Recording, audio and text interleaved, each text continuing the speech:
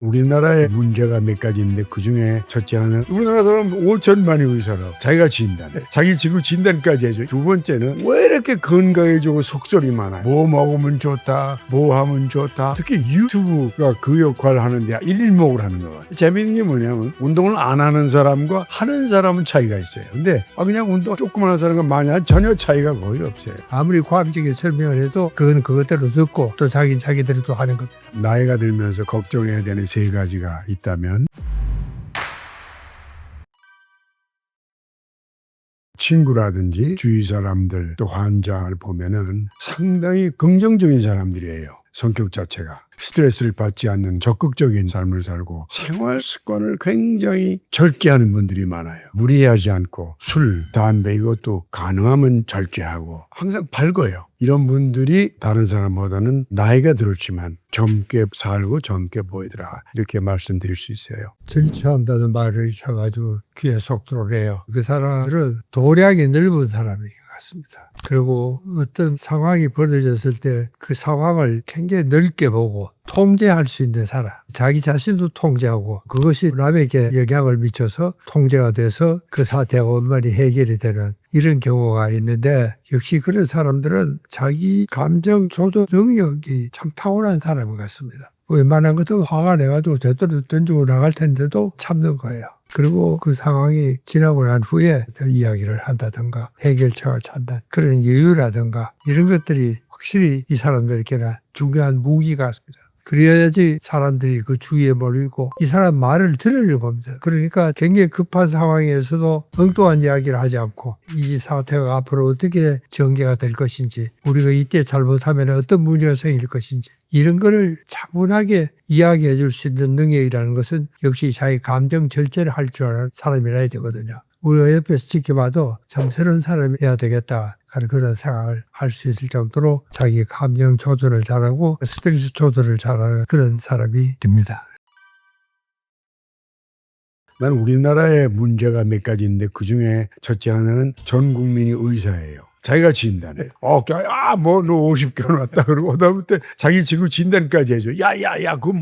그거 뭐면 돼? 우리나라 사람 5천만이 의사라고. 내 농담한 또 어떤 데 진료실 와서까지 해. 선생님 저 감기 걸렸습니다. 당신은 의사야? 진단해가지고 해요.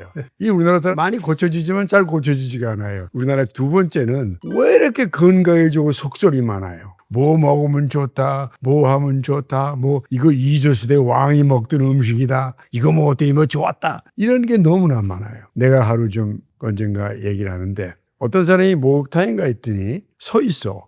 서 있는데 배가 볼록 나오고 내가 보면 그런 사람인데 그 사람이 윤 박사님, 그렇다고 반갑다고. 윤 박사님, 내가 이게 건강의 비결입니다. 뭐요? 그랬더니 제가요, 학처럼 서 있습니다. 그래서 이렇게 학처럼 서 있더라고. 내 친구, 내 회사원들 열심히 건강하게 잘 살고 있습니다. 그래서 내가 왜 학처럼 서 계셔? 그랬더니 학이 장수합니다. 경상도 풀려요. 그래서 내가 거북이처럼 뒤집어서 하시오. 거북이는 200년, 학은 100년 살거든. 거북이처럼 뒤집었다 엎었다 살으라고 농담한 적이 있어요. 어떤 사람은 하루 또 가는데 호텔에서 윤 박사님 평소에 존경했습니다. 소개해요. 나한테 잠깐 한 5분 말씀드릴 수 있죠? 얘기하시라고. 병은 독 때문에 생기죠. 독이 있어서 병이 생기지 않습니까? 예, 그러세요. 이 독 빼는 방법을 제가 30년 동안 해왔습니다. 뭔데요? 내가 더럽지만 시범으로 트름을 들이해야 되기 시작하는 거야. 자동차처럼 자동으로 해. 이 트름으로 독을 뺀다는 거야. 그래서 내가 잘하셨다고. 근데 내가 뒤집어 나오면서 전 그거 더러울 줄 뻔했다고 내 농담하면서 나간다. 이렇게 생각해서 신봉하는 사람이 있어요. 또 가끔 목욕탕에 가면은 목욕탕 속에서 이런 사람이 있어요. 그리고 머리 때리고 얼굴 때리고 이게 뭐예요? 그러냐면 그럼 장수하고 피순환이 잘 되고 이런 거 또 얘기하는 사람들. 또 음식도 많이 얘기하잖아요. 이거 먹으면 어쩌고 저거 어쩌고 이런 게 너무나 특히 유튜브가 그 역할을 하는데 일목을 하는 것 같아요. 그래서 농말지만 이런 매스미디어를 통한 검증되지 않은 것들이 막 쏟아지다 보니까 미안하지만 난 내가 한국 사람이지 하나 걱정스러운 게 우리가 굉장히 감정적이에요. 이성적으로 따져보질 않아요. 여기에 이러면 이럴까? 생각해야 될 거 아니에요. 예를 들어서 어떤 아주머니 오셔가지고 저는 박사님 골다공증이 없을 겁니다. 왜요? 저는 아주 뼈로 팍 과가지고 뼈국물을 매일 먹습니다. 나한테 그러는 거예요. 그러니까 내가 아주머니 뼈국물 먹으면 그게 뼈로가 뱃속에서 분해가 돼서 처리가 되잖아요. 이 생각을 안 해요. 내 농담하면서 아주머니 앞으로 뼈에다가 뼈국물 부슈 농담을 많이 이렇게 얘기를 내가 한다고.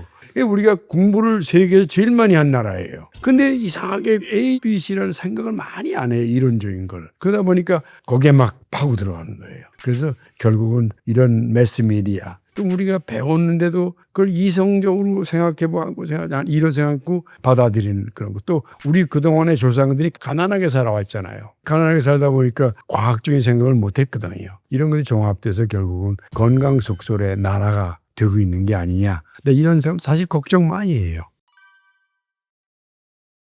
운동을 해야 된다는 전제가 필요하죠. 근데 나는 운동 매니아예요. 40년 동안 7km 뛰거나 걷거나 역기 기계 이용해서 무산소 운동 지금까지 하고 있어요. 나 자신은 이 운동에 대해서 굉장히 감사해요. 물론 어머니에 대한 유전도 있지만 그런데 운동에 대해서 하루 사람들이 많은 문제를 가지니까 학자들은 이걸 규명하고 싶은 거예요. 그래서 하버드에서 하버드 졸업생을 대상으로 해서 몇만 명을 운동하는 사람, 나처럼 심하게 하는 사람, 또 당신 운동에 가끔 운동합니다 뭐 이러는 사람, 안 해요. 이 세 그룹을 가지고 한번 병의 발생률 한번 조사를 해봤어요. 재미있는 게 뭐냐면 운동을 안 하는 사람과 하는 사람은 차이가 있어요. 사망률이나 병 발생률이나 이런 거. 근데 그냥 운동 조금 하는 사람과 많이 하는 전혀 차이가 거의 없어요.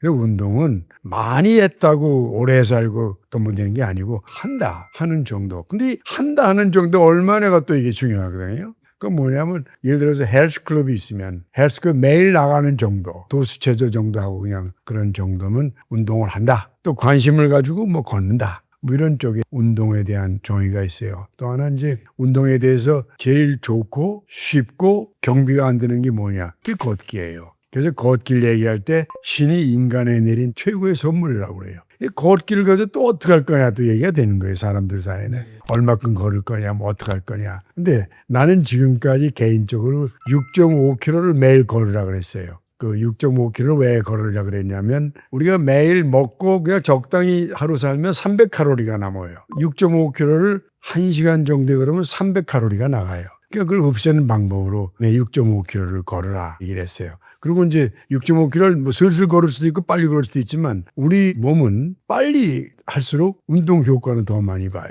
그래서 좀 가능하면 시속 6.5km의 빠른 속도로 걸어라. 이렇게 했었는데 최근에 이제 많은 책을 보고 내가 나의 느낌은 그게 아니더라고. 그냥 적당히 하면 돼요. 예를 들어서 한 4,000보 정도.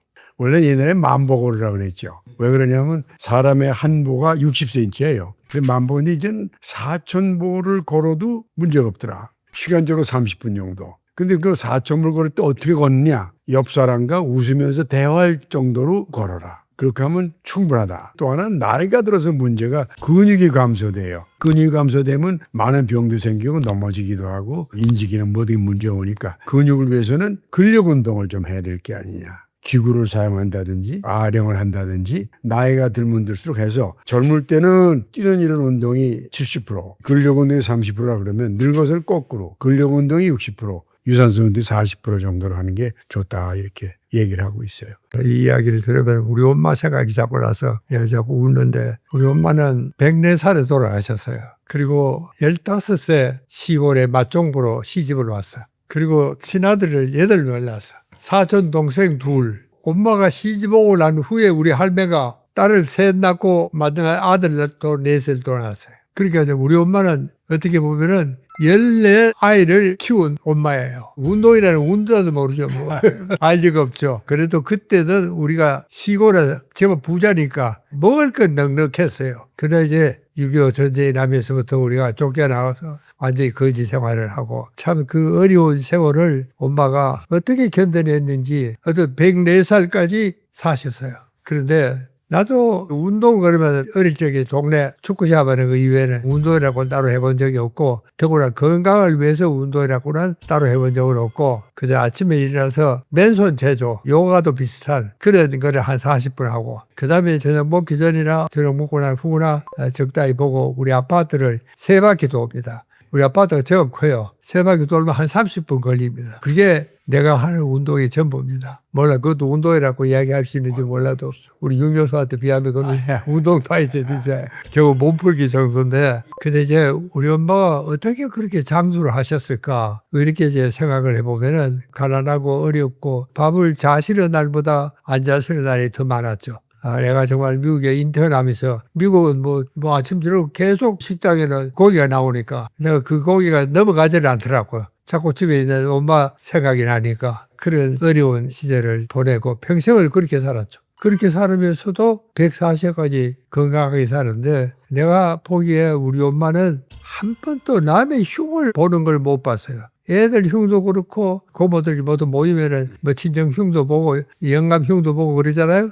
근데 우리 엄마는 절대로 거기에 끼지도 않고 그냥 구석에 그냥 가만히 앉아서 듣기만 하고 그랬던 그 기억이 나는데, 그렇게 우리 엄마는 그 어려운 거를 어렵다고 이렇게 생각을 하지 않았던 것 같아. 그거나 나도 비슷합니다. 나도 참 무척 힘들고 어려웠던 시절을 지금 다시 하라 그러면 못할 것 같아. 그래도 그게 괴롭다든가 힘들다든가 어렵다든가 이런 생각을 거의 못한 것 같아. 지금까지도 그랬습니다. 아마 그런 마음의 자세가 아마 장수를 하게 된, 운동을 안 했어도 5년이 아닌가, 저는 그런 생각을 했습니다. 운동이라는 게 옛날 사람들은 걷죠. 사실 문명의 이기가 사람들의 건강에 문제를 가져왔다고 봐요. 자동차 안 타고 걸어다니고, 옛날에 뭐 산길 타고, 그거다 일종의 보면 운동이죠. 그를 살면서 영양이 중요하고 유전이 중요한데 아마 좋은 유전을 가지셨던 것 같아요. 그다음에 먹는 거는 사실은 어떻게 보면 뭐가 가장 이상적으로 잘 먹는 거냐 하는 문제가 사실 그것도 문제예요. 근데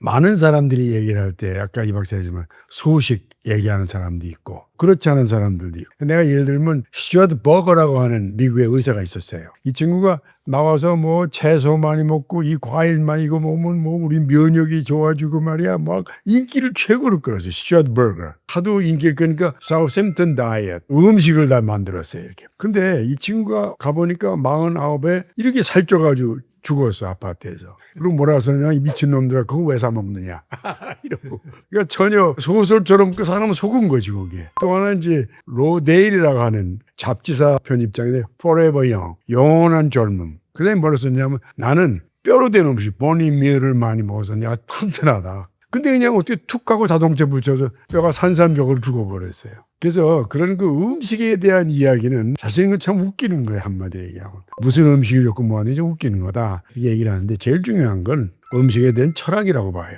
내가 음식을 진짜 소식하면서 갈 거냐. 근데 음식의 종류를 구별하는 것은 그건 잘못된 것 같아요. 뭐든지 골고루 먹는데 어떤 사람은 인생의 목적이 먹는 게 목적인 사람도 있어요. 그래서 맛집만 찾아다니면서 먹는 사람도 있으니까 다시 말해서 뭐든지 골고루 자기가 원하는 음식을 먹는 게 가장 건강에 좋은 음식이죠. 자기 건강에. 그렇게 봐요.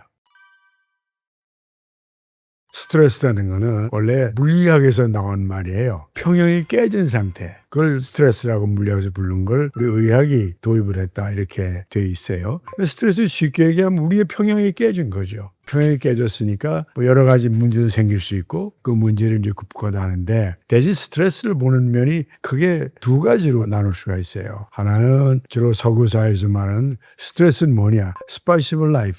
인생에 톡 쏘는 맛이다. 이런 부류의 사람들이 있어요. 또 하나는 주로 이스라엘 쪽에 있는 사람들이 많이 얘기를 했는데, 스트레스는 미니 에이즈다. 에이즈란 병 아시지? 모든 병이 다 걸리는 그걸 에이즈라고 그러잖아요. 그래서 스트레스는 우리가 살아가는데 꼭 필요하죠. 톡 쏘는 맛으로 그걸 또 극복하고 스트레스 이기는 긍정적인 사람들이고, 스트레스에 지는 사람들은 미니 에이즈, 면역이 없는 그런 상태예요. 스트레스를 그렇게 작용할 수가 있거든요. 그러니까 스트레스를 우리가 어떻게 극복할까 할 것은 몇 가지 방법이 있어요. 물론 명상을 해라. 또 약도 좀 필요하면 먹어라. 근데 제일 중요한 건 나는 이기는 방법은 유대 나라에 다윗 왕이 살고 있을 때 전해 내려오는 말 가운데 뭐냐면, 다윗 왕이 하루는 금은세공업자를 불렀어요. 당신 나를 위해서 멋있는 반지를 하나 만들어라. 내가 원하는 건 거기에 내가 앞으로 전쟁에 가서 포로가 될지 모르고 그때 혹시 내가 자살한다고 그럴지도 모른다. 그거를 극복할 수 있는 말을 하나 집어넣어라. 근데 그때 나오네 Thy shall pass. 세상의 모든 것은 지나간다. 그 링에다가 모든 걸 지나간다고 새겼다는 거예요. 스트레스가 오지만 지나가잖아요. 그 즐거운 환희와 같은 행복도 지나가고 죽을 것 같은 것도 지나가잖아요. 이게 철학을 스트레스에는 근본적으로 세상의 모든 것은 지나간다. 이 철학을 갖는 거. 이게 쉽지가 않아요. 그런 철학이 없는 사람은 결국은 그 스트레스에 져요. 어떤 때 생명까지 잃고. 그래서 스트레스는 그런 측면에서 Die shall pass. 세상의 모든 것은 지나간다. 내 스트레스도 지나간다. 이런 생각을 가지는 말씀드립니다. 그래요. 스트레스라는 것은 내가 살아있다는 증거입니다. 모든 생물은 스트레스 없이는 생존할 수가 없습니다. 그래서 생존하는 기술 그 자체가 바로 스트레스예요. 경마장에 가서 내 말이 1등으로 들어간다. 기분 좋잖아요. 그런 스트레스도 있어. 보통 전문가들은 유스트레스라는 말을 따로 씁니다. 기분 좋은 스트레스도 있고 우리가 소위 말하는 스트레스는 디스트레스라 그렇게 이야기합니다. 그것은 병적인 스트레스예요. 디스트레스를 많이 받으면 병이 되는 거예요. 그러면 이제 균형이 깨어지고 그렇게 되면은 우리 이제 생물이 밸런스가 없어지니까 병이 생길 수가 있는 것이죠. 스트레스라는 것은 피할 수가 없습니다. 이게 바로 인생이고 삶이 바로 스트레스입니다. 그러니까 스트레스를 피하지 말고 오거든 네 왔느냐 그러고 이제 조용히 잘 받아들이고 네 있는 동안에 말썽 부리지 마라. 나도 네하고 싸우지. 스트레스와 싸울 생각을 하면 안 됩니다. 스트레스를 이긴다 하는 말도 우리가 참 조심해야 됩니다. 스트레스는 싸워서 이길 게 아니고 스트레스를 그냥 가만히 두는 겁니다. 건드리지 말아야 돼. 이 상처는 건드리면 더 커지잖아요. 스트레스도 똑같습니다. 이거 건드리면 더 커지는 거예요. 그냥 가만히 있다가 네가 시간 되거든 물러가라. 그런 자세가 저는 굉장히 중요하다. 그게 이제 나이가 들면은 그런 능력이 생기는 겁니다. 이제 젊을 때는 조금만 문제를 있으면 막 발발 뛰고 삐치고 막 싸우고 막 그러잖아요. 나이가 들면은 그런 능력이 생기는 것이죠. 천천히 좀 생각해 가면서 그래서 스트레스에 즉각적인 반응을 하지 않고 받아들일 수 있는 자세, 체념할 수 있는 자세도 굉장히 중요하다고 생각을 합니다.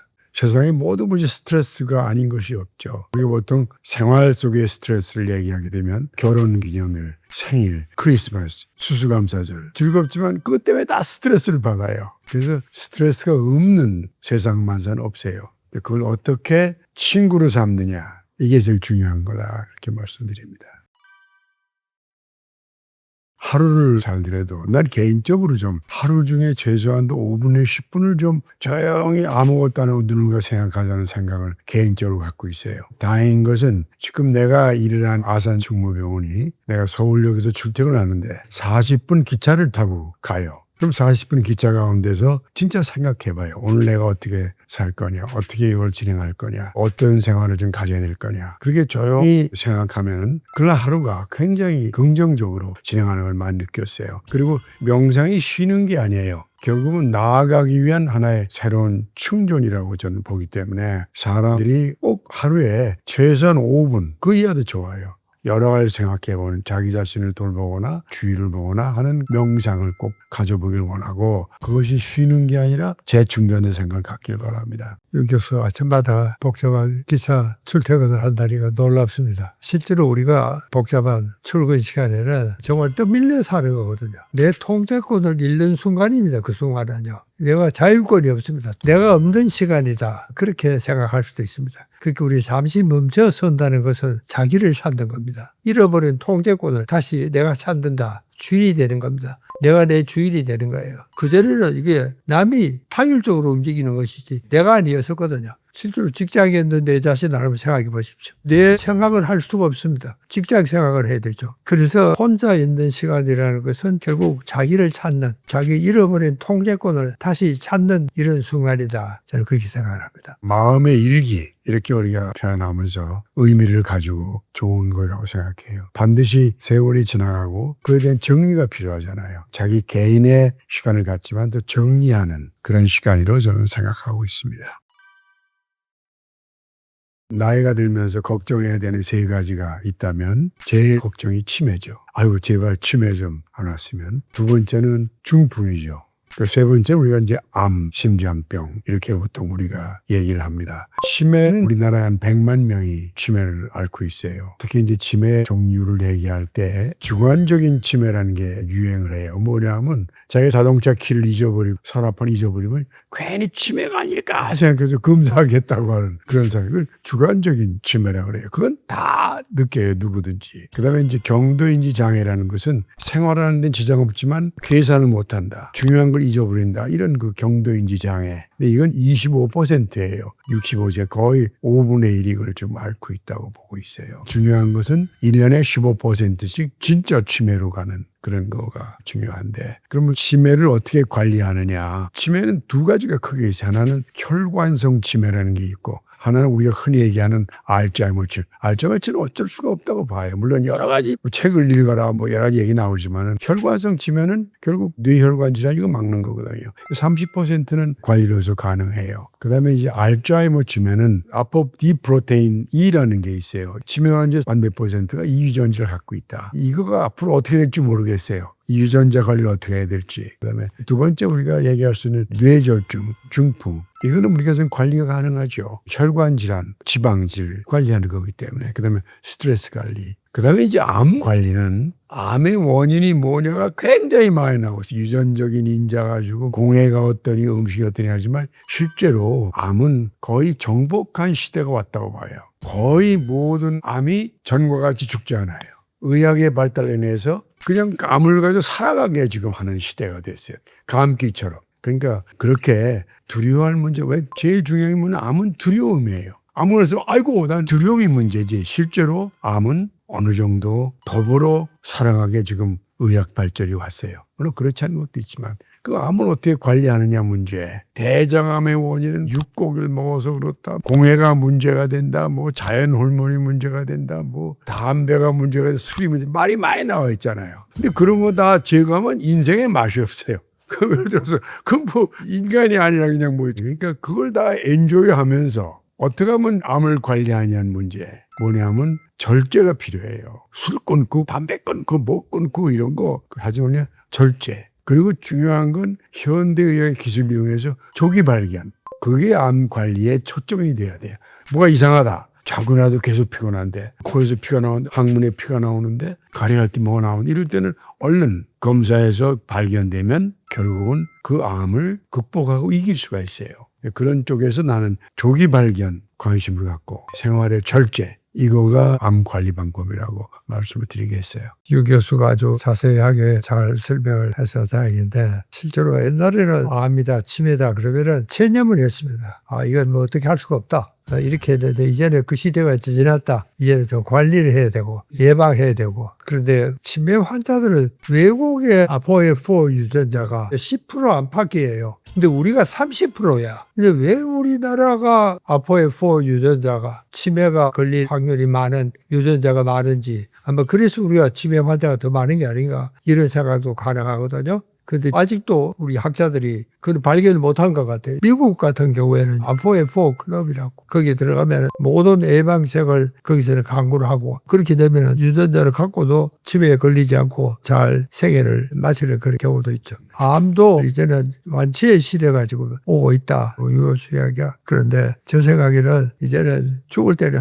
차라리 암으로 걸려 죽는 게 제일 편하다. 그런 생각도 하고 있습니다. 그러니까 이제는 체념을 할 게 아니고 암 환자와 같이 산다. 치매 환자와 같이 산다. 그런 자세가 필요한 게 아닌가 그런 생각을 하게 됩니다. 의사 입장에서 의학의 놀라운 발전이라고 난 얘기를 하는데 암도 예방접종 시대가 오고 있는 것 같아요. 여성의 자궁암 이런 거 다 예방접종으로 지금 하잖아요. 그다음에 또 하나는 치매는 예방접종은 안 나오겠지만 치료가 발달해요. 그래서 현재 경도인지장애 치매는 뭐냐면 의학적으로는 뇌 속에 타우라는 물질, 아밀로이드라는 물질이 가지고 뇌 기능을 못하게 해서 기억을 못하게 해서 치매가 오는 거로 해서 지금 현재 이런 물질을 제거하는 주사가 나왔어요. 현재 쓰고 있어요.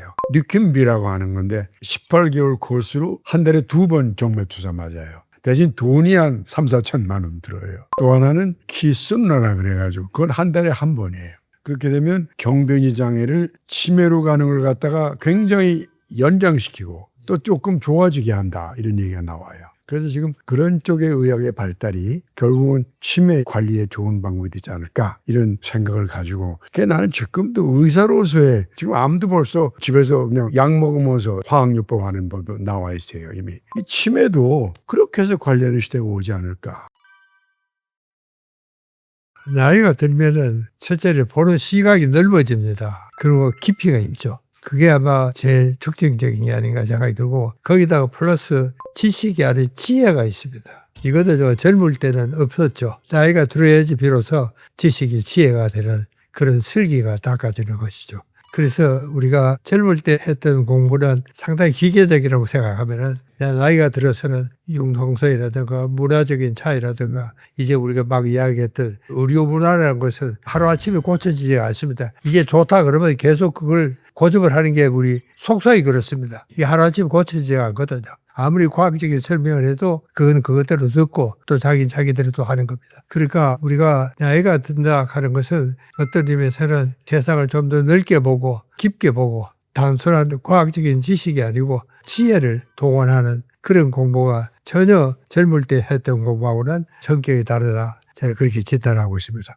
어떤 직업이 제일 머리가 좋은 사람들이냐 통계가 나와 있습니다. 시인들이 제일 머리가 좋다 이렇게 이야기를 하고 있습니다. 시인들이 왜 그렇게 머리가 좋으냐 하면은 시인들은 짧은 말 한마디에 세상의 진리가 다 담겨 있거든요. 야, 어떻게 이렇게 기가 막히는 이야기를 할 수 있을까? 말 한마디가 세상의 진리를 다 담고 있는 그렇게 축약을 할 수 있는 정말 천재적인 머리가 아니고는 그렇게 축약이 되지가 않습니다. 저도 글을 써보면 자꾸 길어지거든요. 사실 짧을수록 좋은 글이 될 수 있는데 그게 되지가 않고 아직도 자꾸 산문같이 돼버려가지고 불만이 많은데 짧게 쓸 수 있는 사람일수록 머리가 비상하게 잘 발달이 돼서 기가 막힌 말 한마디를 딱 골라낼 수 있는 재주, 그건 역시 시인이 아니고는 그런 감성은 있을 수가 없는 것이죠. 이 나이에 할 수 있는 건 뭐냐 하면 첫째 모든 삶을 볼 때 남을 이해하면서 행동할 수 있는 것 같아요. 누가 나에게 어떤 나쁜 얘기라고 뭘 하더라도 그걸 절대 나쁘게 생각하지 않고 그쪽 입장에서 생각해보고 그런 게 나이가 드니까 좋은 것 같아요. 그리고 어떤 일이든지 간에 우리 경험한 것은 결국 생사를 가름하는 일은 없어요. 근데 우린 젊을 땐 그렇게 느꼈는데 이제는 그래서 웬만한 거에는 부안해동되거나 그러진 않아요. 쉽게 받아들이고 내가 할 수 있다는 거에 대해서 한계가 있다는 걸 알아요. 지금 내 나이에는 내 한계를 유지해요. 그 이상은 우리가 가지 않으려고 하는 거 솔직히 내가 경험하고 있고 그렇게 하고 있어요. 저도 책을 왜 이렇게 많이 쓰느냐 사람들이 자꾸 그걸 묻거든요. 근데 제가 처녀작을 쓴 게 50세에 처음으로 책을 썼습니다. 그게 이제 배짱으로 삽시다 하는 그 책인데 그거를 내가 요번에 새로 썼어요. 그동안에 한 4번을 고쳤어요. 요번에 이제 4번째 4판이 새로 나왔는데 제가 그렇게 많은 책을 썼던 이유가 뭐냐면은 그때 지식과 지금 지식은 거의 한 반세기 차이가 있으니까 의학 지식이라는 것도 많이 바뀌었죠. 첫째는. 그 다음에 둘째는 그렇지 않고라도 내가 그때 이걸 좀 알았더라면 얼마나 좋았을까 하는 그런 후회가 참 많이 생깁니다. 왜 내가 이걸 이렇게 썼을까? 이렇게 쓸 수도 있었는데 뭐 그것은 과학적인 의학이 지식이 발달이 돼서 그런 게 아니고 똑같은 이야기라도 내가 왜 이렇게 썼을까 한 후회가 자꾸 남는 겁니다. 그러니까 이제는 다시 또 쓰지 않으면 안 되게 됐고 요번에 이제 배짱으로 삽시다 하는 책도 보면은 여러 가지를 새로운 이야기도 많이 보태기도 했었고 내가 읽어보니까 참 잘 썼다. 이게 왜 진작 그때 이 이야기를 못 썼을까 하는 그런 후회가 담겨 있습니다. 그러니까 우리가 이제 나이가 들면은 확실히 그때 내가 이 이야기를 알았었더라면은 훨씬 더 무게가 있고 사람에게 설득력이 있고 지금도 살아있는 좋은 책이 될 수 있었을 텐데 내가 왜 그렇게밖에 못 썼을까? 역시 그것은 나이 탓이다. 나이를 먹으니까 좀 더 지혜롭고 깊이가 있고 무게가 있는 이런 글이 되는구나 이렇게 생각이 됩니다. 남을 앞에서 비난하거나 비판하거나 그걸 내가 안 해요. 전에는 교수니까 당연히 해야 되겠는데 요새는 거의 그 마음속으로 두 가지 갈등이 하나는 이건 내가 내 역할을 이거 안 하는 거 아니야? 이런 생각을 하고 또 하나는 내가 그 입장에서 이해한다. 내가 같이 차를 타는 그룹이 있어요. 근데 한 사람이 항상 늦어요. 한 2, 3분씩 늦어가지고 다른 사람은 항상 기다려요. 전에 같으면 너 그럴 수 있느냐? 시켜줄 거 아니야. 근데 지금은 제가 무슨 이유가 있겠지. 이렇게 됐어요. 그래서 내가 어떤 때 내 자신을 굉장히 그럴 것으로 떼버리고 오늘 가르쳐 줬지. 놀랬는데 이게 꼭 내가 한 번은 그 말을 해서 농담으로 조금 기분 일줄 수 없을까? 내가 그 말만 하고 말하는데 그래도 그게 마음에 걸리더라고. 그래서 저 친구가 무슨 이유가 있겠지. 이게 나이가 되니까 되더라고. 내가 그래서 그 속으로 감사하고 역시 나이 든 게 참 좋구나 하는 생각을 내가 해요. 근데 싫어해. 걔라는 그거. 예. 유 교수 앞으로도 더 변합니다. 그때 90이 되는 때 달랐어. 이 아주 배기 싫어 죽겠는데.